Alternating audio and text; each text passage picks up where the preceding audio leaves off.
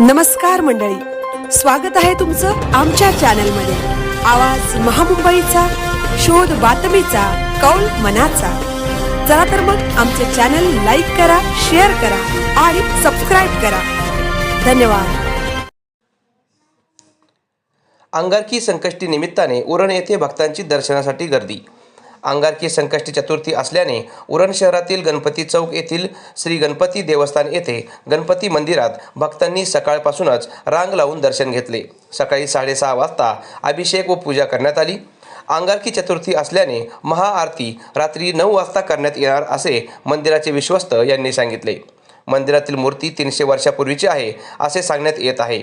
दररोज सकाळी 7:30 वाजता व सायंकाळी 7:30 वाजता महाआरती केली जाते। अंगारकी संकष्टी व मंगळवारी सायंकाळी 7:30 वाजता महाआरती केली जाते।